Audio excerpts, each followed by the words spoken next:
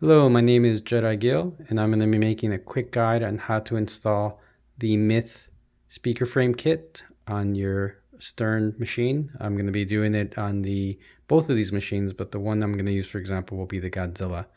Right now, I just want to show really quickly, for those that don't know, you're going to have to open that panel, the back speaker panel. The way you do that is you open up the key here.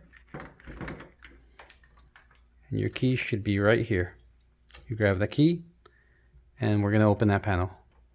With the key inserted, you have to just lower the panel. And then here is where we're going to do majority of our work. As you can tell here's the stock speakers that come with the machine. This is a premium machine. If you have an LE, you might have different plates and different speakers. I will cover that as well. So before we begin, let's get the tools that we're going to need for this job. This is going to be a 1/4 socket. We're going to use the 5/16 socket.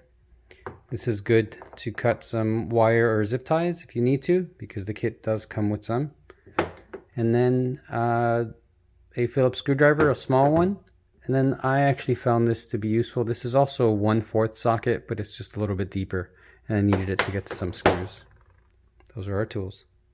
Okay, so the first step is once the panel is down, you're going to use your 5/16 socket, and you're going to take off all the screws that you see here. Start with the speaker ones first, and then you'll work on the plates. And switch to the other machine. So in this one, for example, I already took the speakers out. We can remove those entirely. They're going to be plugged in. You can squeeze here and unplug them, and then pull them out entirely. And then we're also going to take these plates off.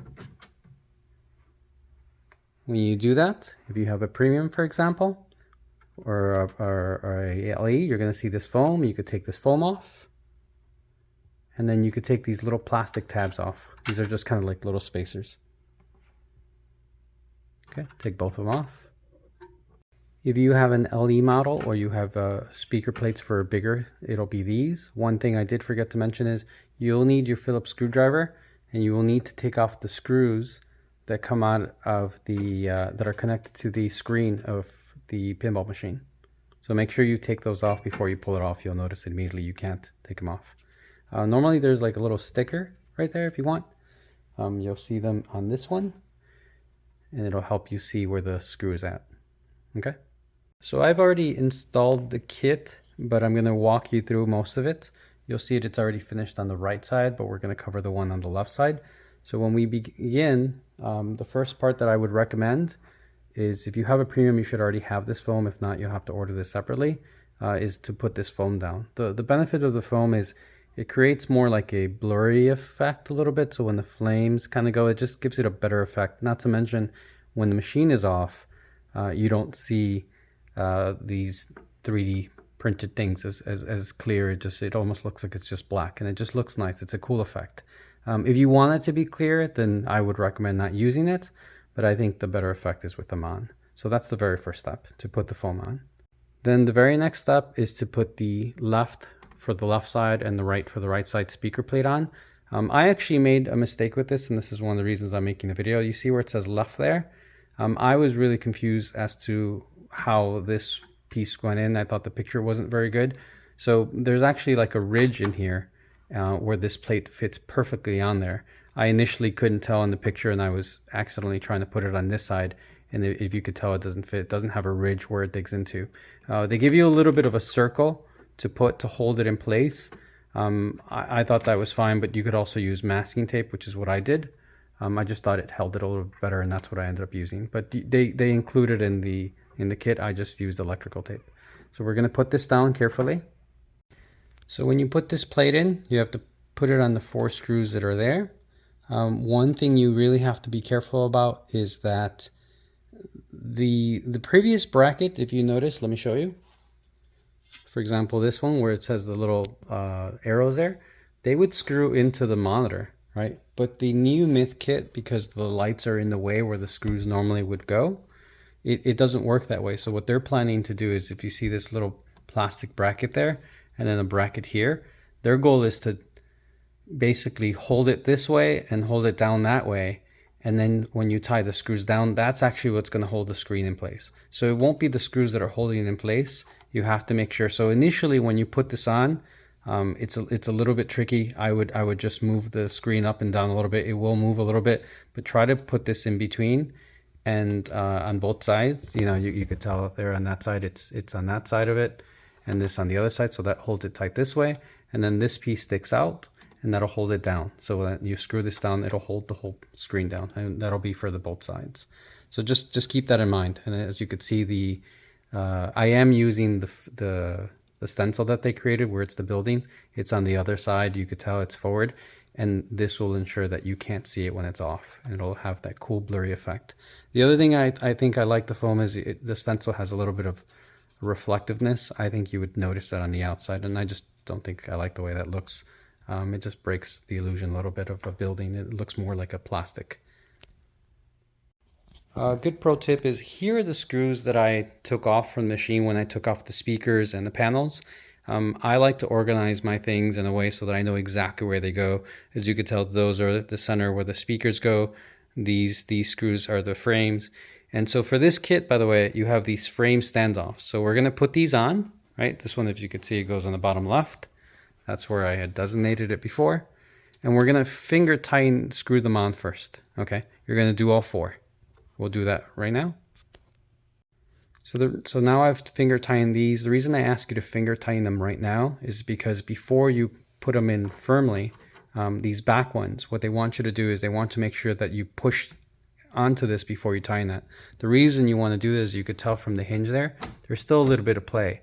And if it's out and you tighten them, when you try to lift it up, it's going to mess up the hinge, and because it's not correct. So you have to make sure that you push it forward and you keep it forward, and then you use, like for example, using a deep socket 1/4 wrench, and I'm going to socket, and I'm going to tie in the back of them when I do that. So I'm going to go ahead and do that right now.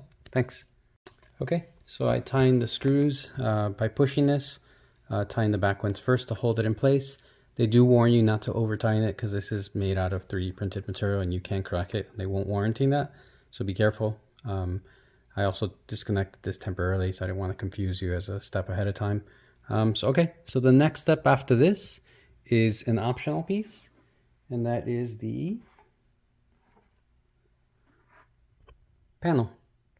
So to put the white light distribution panel, it's very, very easy. As you can tell, it has little holes in it, and you place it down. One of the things that I found out as a good tip is if you count on this side, so this is the top, the back box, the second row, so first row and then second row, and then you count 1, 2, 3, 4, 5. That's a good hole to put it in.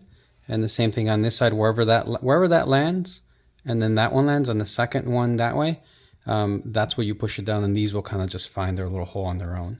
But the reason I'm asking to that is I noticed that when you try to close this, especially on this side, if it's too close to this side, I had issues with it. So I found that this is kind of like a more raggedy edge. As you can see, this is more like a clean edge.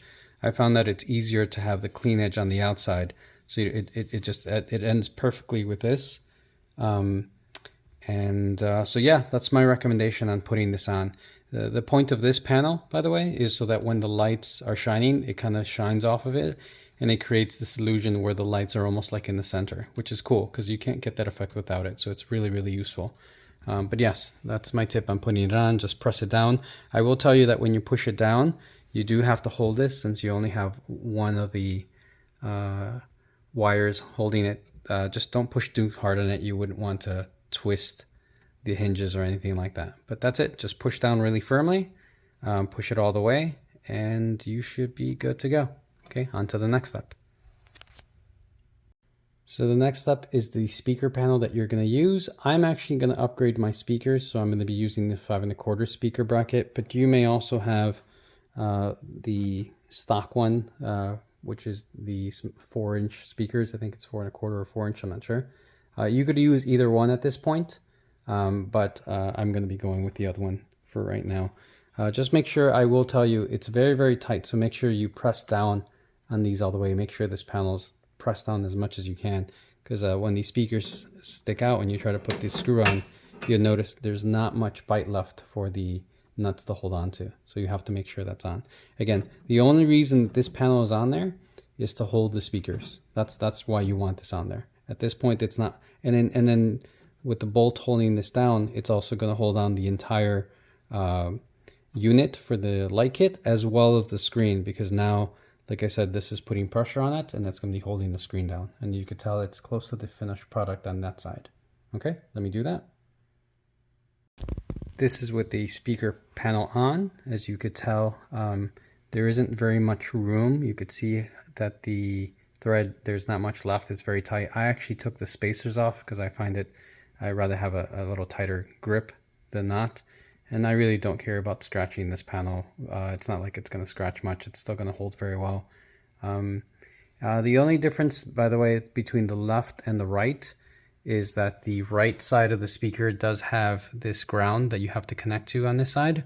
There is no ground on this side. The other thing that you should connect is this black piece of plastic. That's the just the holder for the cables. You know, it holds, you open it and close it, and it holds all the cables. The other reason that I mentioned that this side needs to be very close and tight, as you could tell, you don't want it sticking out, because otherwise it's going to curl up and over. And when you try to press down on this, this kind of curves a little funny. So it's best to be closer on this side than it does on that side. And that's it. So let's now put the speakers on. Thank you. Okay, so this is a video of the speakers installed.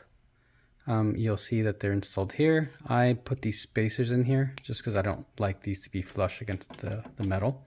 I got these from Pinball for Life. They're just these kind of styrofoam speaker plate mounts and stuff like that.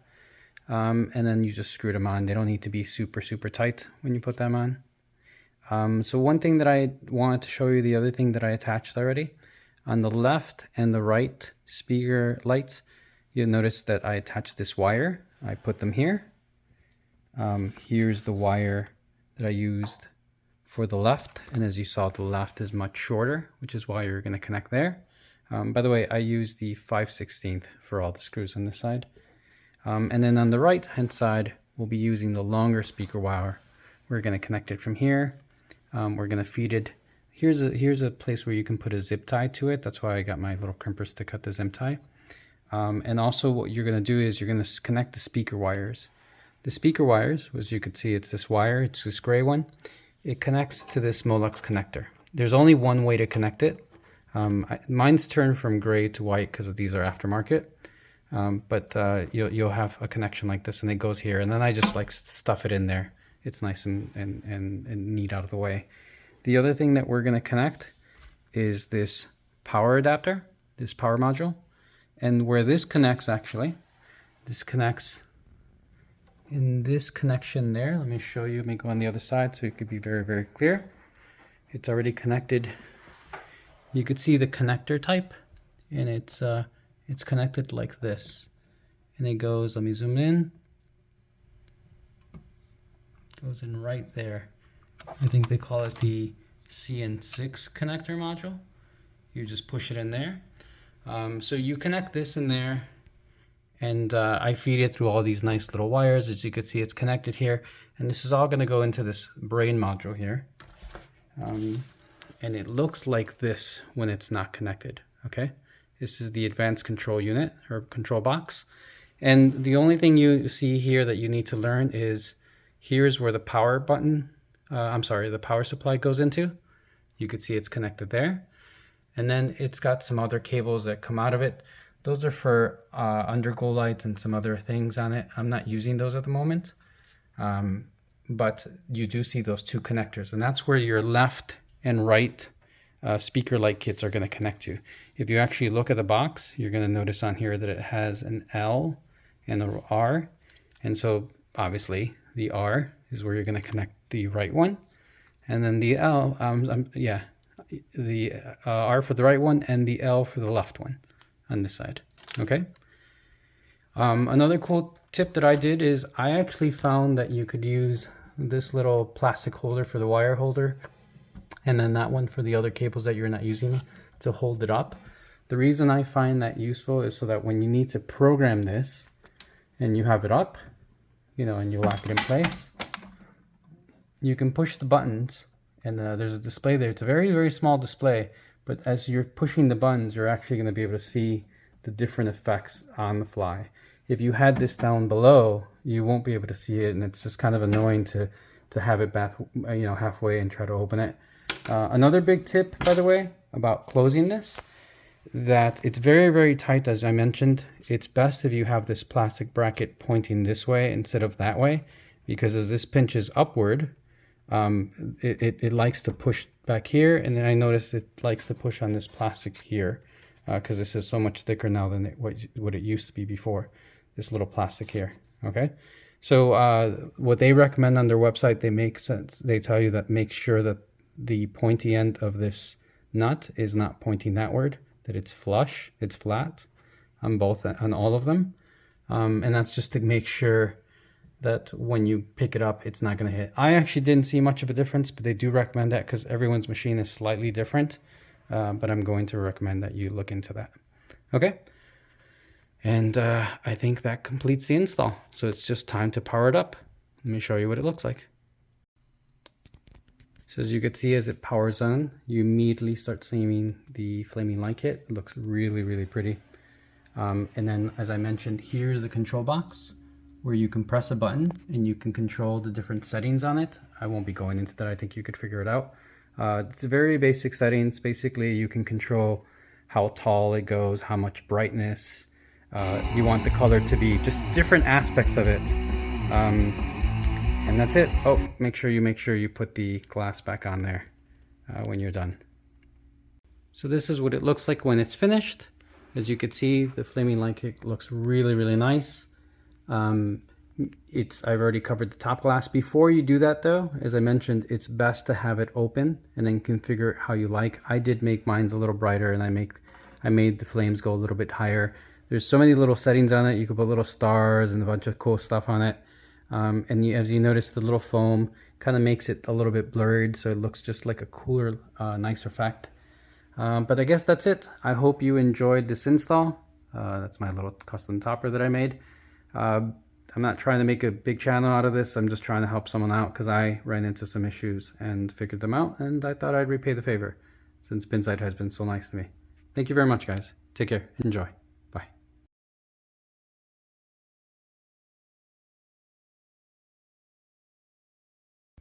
By the way, after playing with the settings, I think this is the best flame option. It's called the dark flame, and I set the flame height to 8 with red. It adds a little bit of yellow to the buildings, so it actually kind of looks more like a real fire instead of just red. But it looks really, really pretty. So to each his own. Pick whatever you like, but this is what I love the best. Thank you. Bye-bye. Hello, here's a video of the regular speaker plates that come with the machine. When you put these on, just remember that you have to put these washers in before you put the speaker back on. They were on there originally, but you may forget that. And that's it. Just put them on like that and tighten them up. And as you can see, this is the shorter wire on the left and the longer one on the right. Thank you. Hello, so I want to make a quick video. This is once the stock speakers are put back in, the light kit is installed. And so now we have to add 2 little wires, 3 actually, technically. Here's the long one. And as you saw, this is a little longer because it goes left. And then we have the short one, which is this one. It's very easy. You're just going to pair these up. There's only one way that they go. Clip it in there. Okay. Clip it on the other side.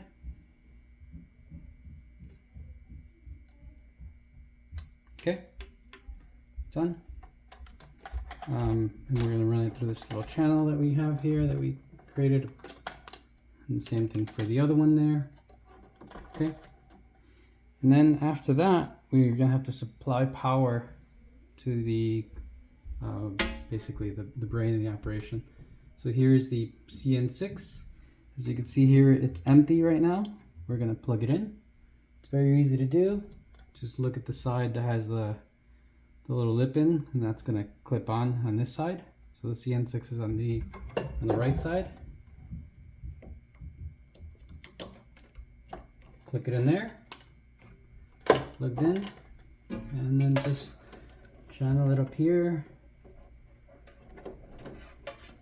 And we're gonna plug it in up here.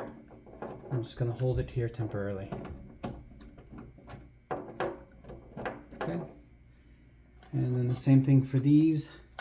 Again, you could zip tie it here if you want to, but another way to do it is just to run it through the channels, make it nice and clean.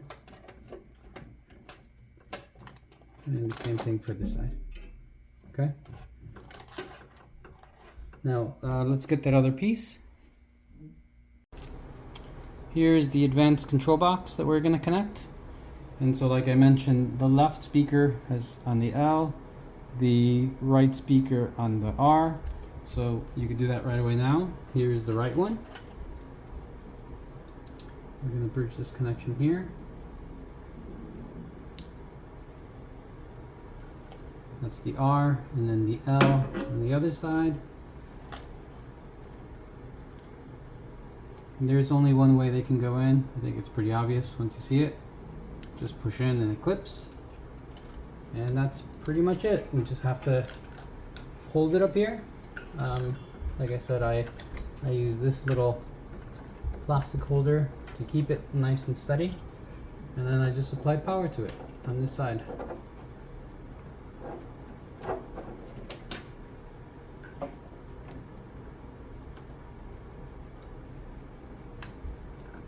There it goes. And hang it there. Yep. So it came off. This side isn't as secure in terms of it locking, but it works.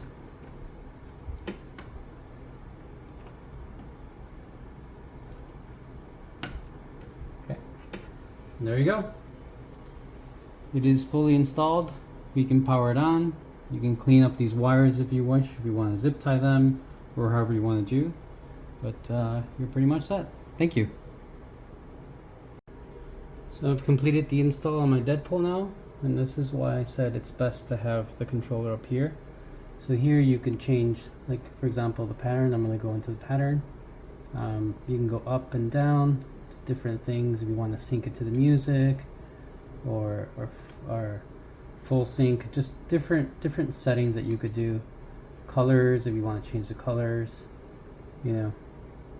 But you can actually see it. So this is why I like having it up here, so that you can immediately make the changes that you wish on the fly, and you're looking at it, and it's just a nice view. Anyway, thanks for watching. And just to finish the video, this is what I decided for my Deadpool, which is what I love about this kit, is it's entirely customizable. The colors, the speed, the brightness, the amount of flame. I really like it. Thanks.